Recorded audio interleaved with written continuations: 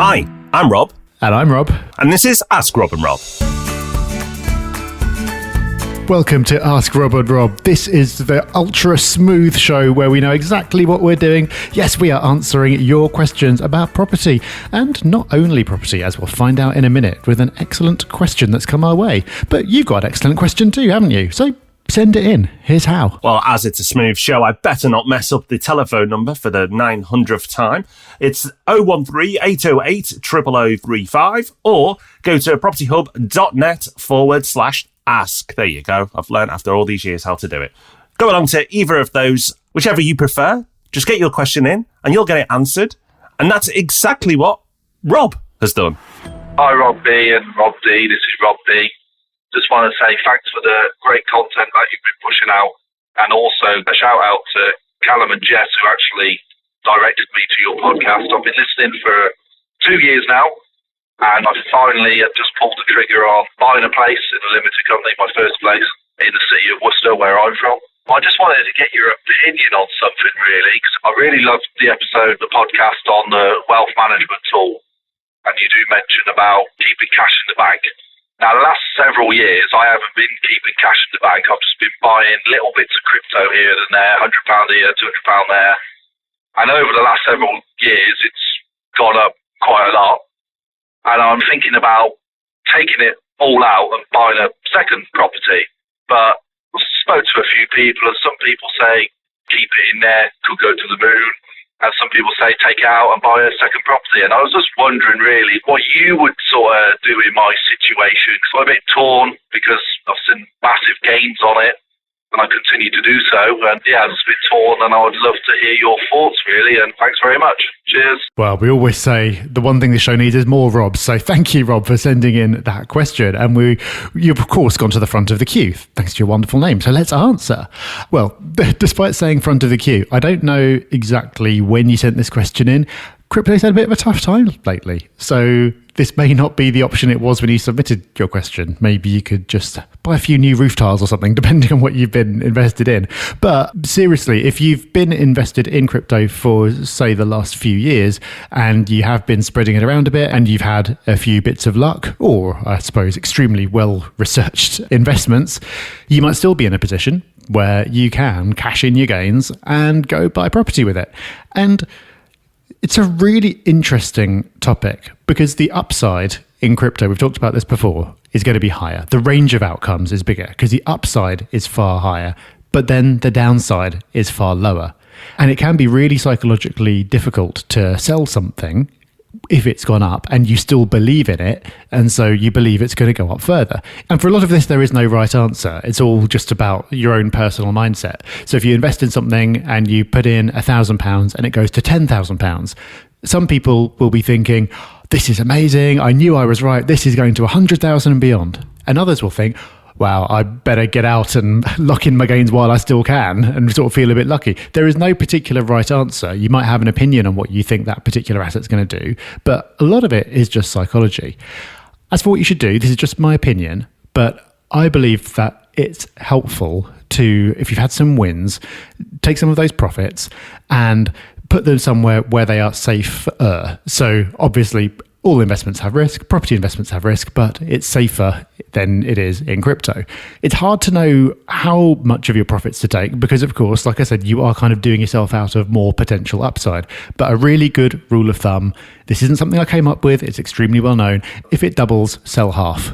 And the reason that's so great is it means if you invest in something, it doubles in value, you take half out, then what that basically means is you've taken all your original capital back out and everything that you've left in is sort of your winnings, I suppose. And so you can, from that point onwards, be a bit more relaxed about what happens to it because you've already got all your initial money back out. Now, this could be complicated in your case because maybe you need to take all of it or most of it out in order to actually buy a property.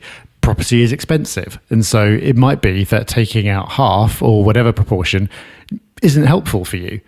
In which case, I think it comes back to a personal decision about where you are in your life. So if you're at the stage in your life where you want to take some risks and you're open to the possibility that it will not go well. But if it does go really well, then it'll be life-changing. Then maybe you shouldn't take it out and buy property, or you should only take out a little bit and you should just keep on riding that roller coaster.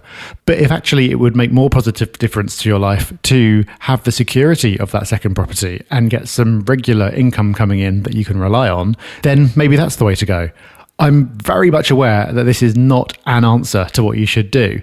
That's because it's impossible to do that. But I'm hoping I've given you a couple of things to think about. And Rob, I'm really interested to hear your opinion on this one, because it could be similar, but it could be completely different. I agree with everything you've said, Rob. And I also agree with the fact it's impossible to answer because, Rob, not you, Rob D, the person who's asked the question, it will come down to your tolerance to risk. And like Rob said, where you are in life will probably dictate your tolerance to risk, or it should do at least. And that will guide your actions. Maybe ask yourself some questions and write down the answers so you know you really take on the exercise. But Rob's already rightly said that with crypto, the swings up and down are potentially far more aggressive, and with property less so. So ask yourself the question, how would you feel if my crypto portfolio doubled in the next 12 months? Then ask yourself, how would you feel if it halved in the next 12 months? Because both could happen. Now, depending on your answers, you may feel that one is unacceptable to you, and that will then dictate to you what you possibly will do. At the same time, you can ask those same questions with property. How would I feel if I took my money out of property and property went up by 10% in the next 12 months? And the same again, if I took my money out of crypto and it went down by 10%. It's a bit of a lengthy exercise, but this obviously is something that means a lot to you. You've gone to the trouble of asking this question. So if you go through that process, give yourself 20 minutes of time, really think it through, possibly even write down your feelings on each scenario. And then you may be in a better place, combined with everything else we've said in this answer, to make a better decision. But you know what? It's a nice problem to have, Rob, and I hope you make the best decision for you. Okay, next up, it's a question in from John. Hi, Rob and Rob. John is my name, from Ireland. Just had a question about reserve funds. I have 7 buy-to-let properties at the moment, and I was really interested just to hear your thoughts about how much money I should keep back on average per property, given that I have 7. There's a bit of diversity there. What's a good number in terms of just having excess funds for the unforeseeable events? 3 months, 6 months rent, 3 months, 6 months mortgage, maybe something like that. Thanks, and thanks very much for all your content. It's amazing. Thank you. Bye-bye.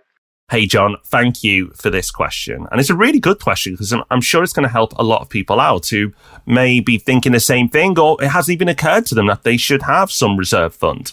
So I don't think it's as straightforward as you have a property and then you put X amount aside, because I think you should do that in the beginning, and we'll come back to the number in a minute. But when you get to, like you have, 7 properties, you don't need as much per property, because the chances of everything going wrong on all 7 is very, very slim. Very, very slim. If you have diversified in areas and maybe even the types of properties, the chances of everything happening to you at once is so slim, it probably will never happen. So, because of that, you don't need to put the same amount of money aside. You just have a pot overall. And for that pot overall, once you kind of go past 5-10 properties, it could change, but you could look at 5 to 10 grand. It's going to come down to you, the type of properties that you have. Are they newer builds? So you'd expect maybe less to go wrong than, say, a Victorian property. Depends on the mix of your portfolio and what's in there. But I would have a pot of about that amount. So even if I needed to refit a kitchen or do a bit of a refurb on one, I've got that money coming in, because I also know even if I clear that pot out on one big project that something's gone wrong, the other properties are going to be quickly topping that pot back up again. Now, when you are starting out, you definitely do want a fund, and you probably should think about it as a per property thing until you get to, say, 5 or above properties. So the amount that you've suggested, 3 to 6 months, is about right. It's a good number. There's no science to this. Some people have very strong opinions on what the number should be, but roughly that should be fine. And again, it will depend on the type of property, the type of tenant profile that property is going to attract, the area it's in, etc. So whether it's more at the lower or higher end of that. And for the first, say, 4 properties, you should do it on a per property basis. But then when you get to scale, efficiencies come into play, and then you just need an overall pot. And of course, if you build an empire and say get to 20, 30, 40 properties, then maybe 5 to 10K will need to be upped again. But you won't need to do it on a per property basis. So hopefully, John, that helps. Yeah, I completely endorse all of that. I think people often do want to have kind of a scientific answer, and it sounds a bit vague, doesn't it? Just have 5 to 10K. But I think that's absolutely fine. And personally, I like to have some cash sitting around that I can use for that purpose. But you could be even more aggressive and say, well, if I happen to know that I'd be able to borrow 5 or 10K on pretty decent terms if I needed to, and then pay it back from rental income over a period of a few months. So I don't need to have any cash hanging around at all. That's not my style, but there is no particular right or wrong answer.